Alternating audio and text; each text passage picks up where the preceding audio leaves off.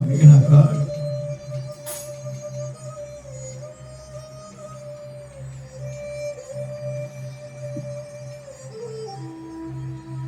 સમાચાર આપ્યા છે, કઈ કઈને સમાચાર આપ્યા નથી. કઈ કઈ કોપ ભવનમાં કાળા વસ્ત્રો પહેરીને બિરાજમાન થયા છે. કઈ કઈમાં દશરથને અતિશય પ્રેમ હતો. પહેલા એ કઈ કઈના મહેલે પધાર્યા છે.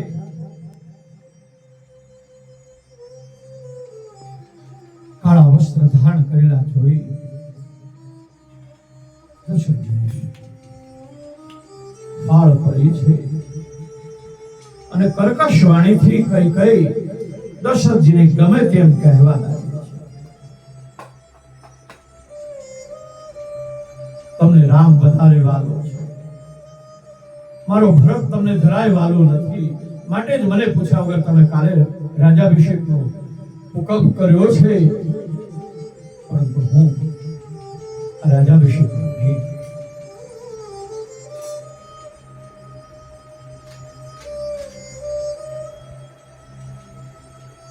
કઈ કઈ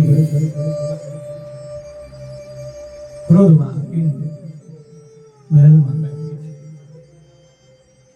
દશરથ મહારાજને મનાવવા બહુ પ્રયત્ન કરે, કઈ કઈ માનતી નથી. દશરથ મહારાજને બેભાન અવસ્થામાં આવી ગયા છે. ધ્યાન દઈને ત્યાં પડી ગયા.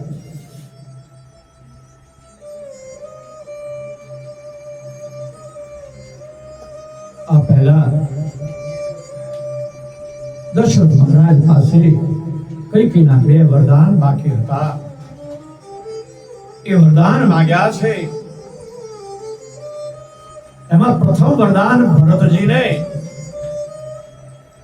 રાજ્ય મળે તેવું માંગી અને બીજે રામને 14 વર્ષ વનવાસ થાય. આવા શબ્દ સાંભળતા જ મહારાજ દશરથ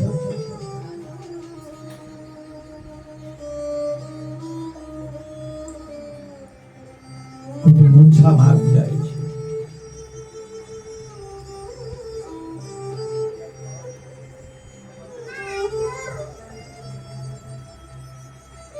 કઈ કઈનો ક્રોધ હજી ઉતરતો નથી.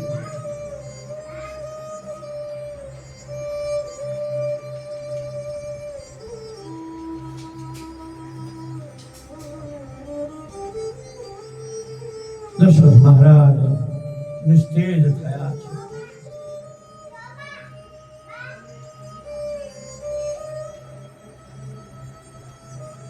પ્રાતઃકાલ થયું છે. દશરથ મહારાજ જાગતા નથી. મંત્રી સુમંતજી આવ્યા છે. ધૈર્ય ધારણ કરીને કઈ કઈને પૂછ્યું છે. ત્યારે કહ્યું, જાઓ પેલા ઉમરામાં પડ્યા છે. પૂછ્યું છે, મહારાજ કેમ જાગતા નથી? કઈ કઈ મને ક્રોધ કરીને કહે છે, મને કઈ ખબર નથી. રાતના એવું રામ રામ રામ રામ રામ રામ કરે છે. એમને જોઈને તમે પૂછો ને, કેટલાક આવી કર્કશ વાણી બોલે છે. જ્યાં કર્કશ વાણી હોય એ ઘરમાં અનિષ્ટ થાય, શાંતિ દૂર જતી રહે.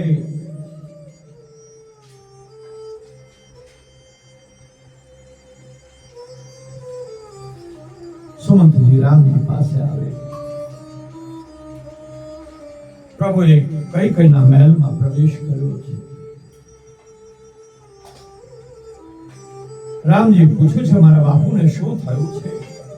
મને કેમ ખબર ન આવી? કઈ કઈ કહે, રામ મેં 2 વરદાન માંગ્યા અને વરદાનમાં તારા પિતા બંધનમાં આવ્યા છે. બંને વરદાન કઈ સંભળાવ્યા છે. રામજી કહે, મૈયા હું સમજી ગયો છું, તારો મારા પર વધારે પ્રેમ છે. મને ઋષિમુનિઓનો સત્સંગ થાય, મારું કલ્યાણ થાય, માટે તમે મને વનમાં મોકલો છો. રામ ત્યાંથી કૌશલ્યાના મહેલમાં પધારે. માનું હૃદય ભરાઈ આવ્યું છે. સુંદર આસન પર બેસાડી રામજીના ઓવારણા લીધા છે.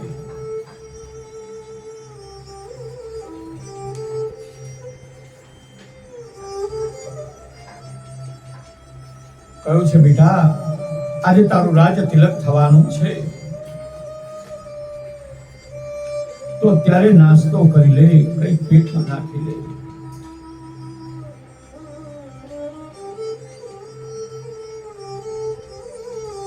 રઘુનાથજી આ બધું ધીર ગંભીર થઈને સાંભળી રહ્યા છે.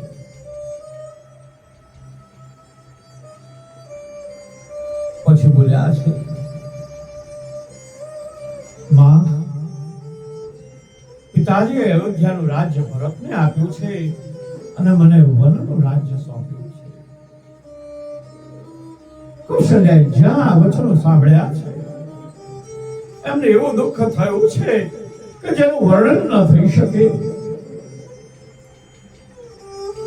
ધીરજ ધારણ કરીને કૌશલ્યા બોલ્યા છે, બેટા તું વનમાં જાય અને ભરત રાજા બને, મને કોઈ વાંધો નથી, પણ તારા વિના તારા પિતાનું શું થશે?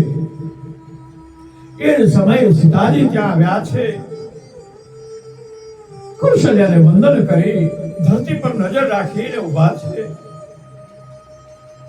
કહું છે, મારો દીકરો જાય તો વાંધો નહીં, મારા ઘેર પારકે દીકરી આવી છે, એ મારા ઘેર કોઈ રીતે દુખી ન થાય. કોઈને સાચવે, પાપડ જેમ આંખોને સાચવે એમ સીતાને હું સાચવીશ. સીતાજી ધીરજ ધારણ કરીને બોલ્યા છે, આપે સુંદર ઉપદેશ આપ્યો છે, પરંતુ સ્ત્રીનો આધાર એનો પતિ છે.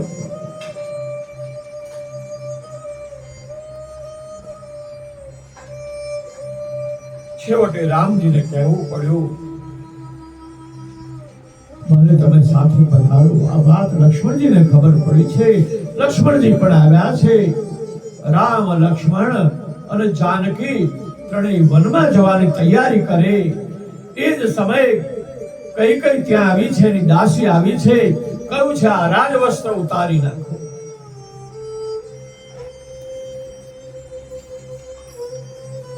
કઈ વલકલ વસ્ત્ર આપ્યા છે.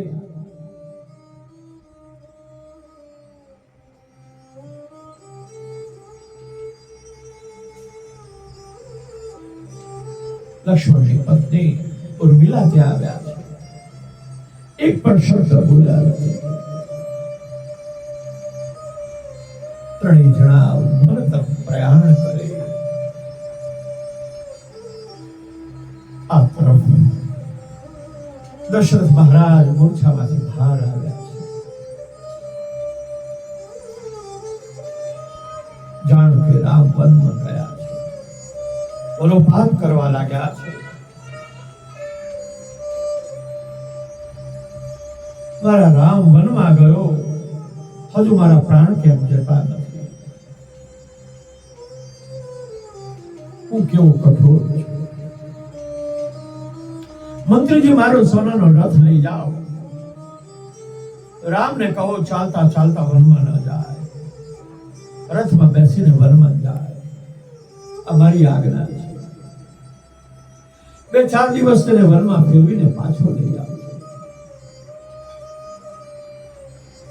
રામ કદાચ ન આવે તો સીતાજીને જરૂરથી પાછા લાવજો.